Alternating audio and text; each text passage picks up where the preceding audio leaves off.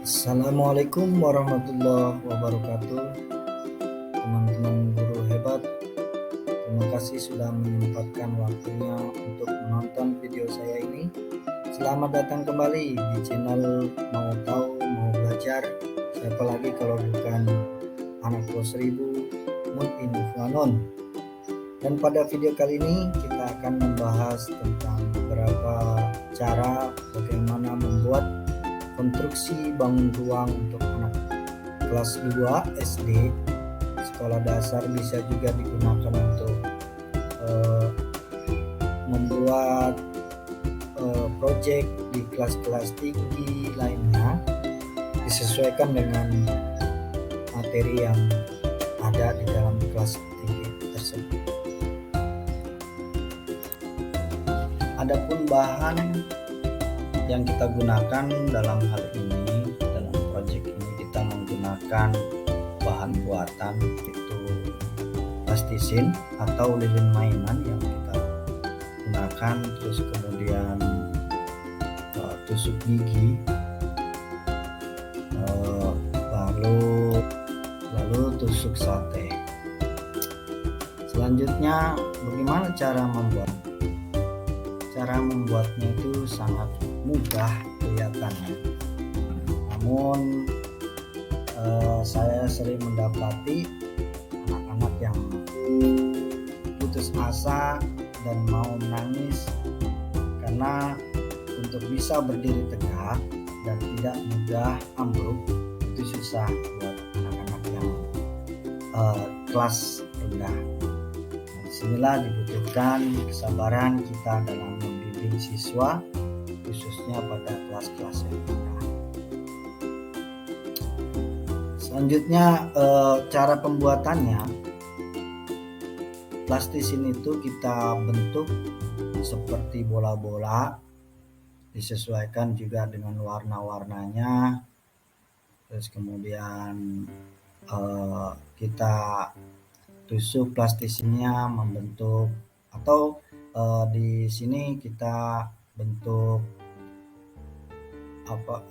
tusuk gigi dan tusuk satenya itu seperti kotak yang seperti ada yang digambar ini.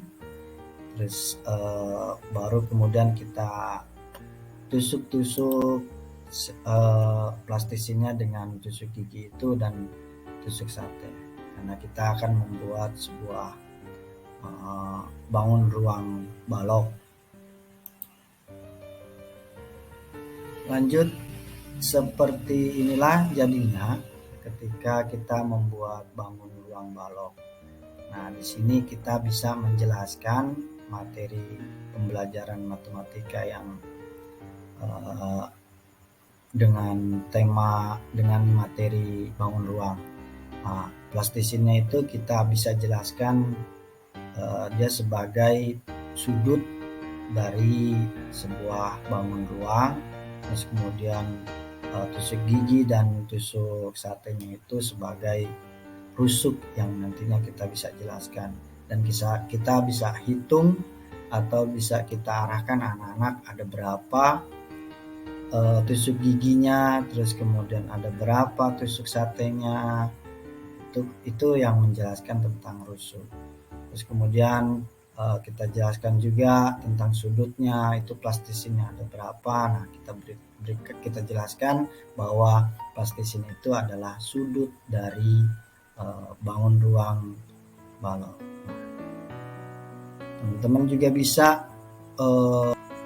kita bisa membuat konstruksi bangun ruang lainnya seperti kubus, terus 5 segi 4, 5 segi 3, prisma, dan yang lainnya sesuai dengan kelas yang nanti akan dipelajari di kelas-kelas selanjutnya. Adapun tujuan pembelajaran konstruksi ini atau proyek ini adalah yang pertama memberi pemahaman real tentang sifat bangun ruang, terus kemudian pengalaman anak lebih mudah memahami materi dan akan berkesan di ingatan mereka. Yang ketiga, tujuan dari ini adalah mengembangkan daya kreativitas siswa dalam menyusun rangka bangun ruang. Yang keempat, problem solving, di mana permasalahan bisa mereka temui saat menyelesaikan kerangka bangun ruang. Yang kelima, tujuannya adalah kerjasama dari pembelajaran ini. Kerjasama itu yang terlihat mereka bakalan asik dengan konstruksi yang dibuatnya sendiri, dan ada beberapa diskusi kecil dengan teman sekelompoknya. Yang keenam, yaitu tujuannya adalah dari kemandirian anak juga akan terlatih dengan adanya kepercayaan pada mereka untuk bisa menyelesaikan tugas dengan baik.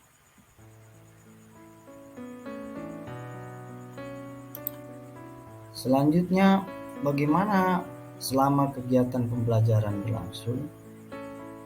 Walaupun cukup riuh, tetapi anak-anak terlihat sangat sibuk dengan pekerjaannya masing-masing.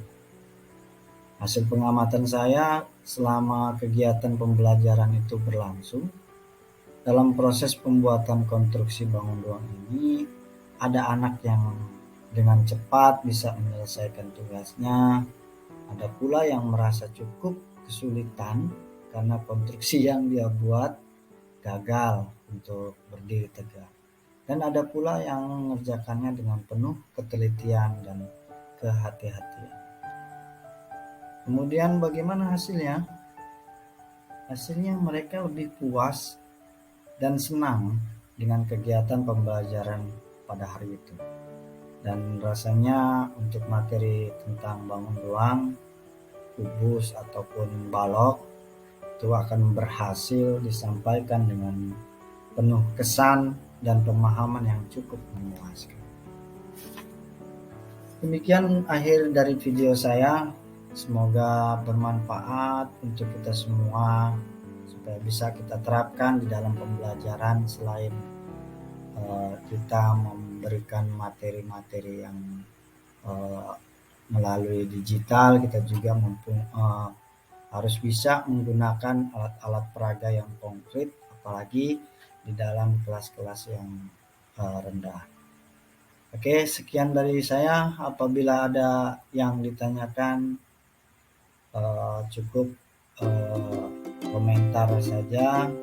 Jika ada kekurangan, saya minta maaf, dan jika ada kelebihan, gak usah dikembalikan, karena saya orang yang ikhlas.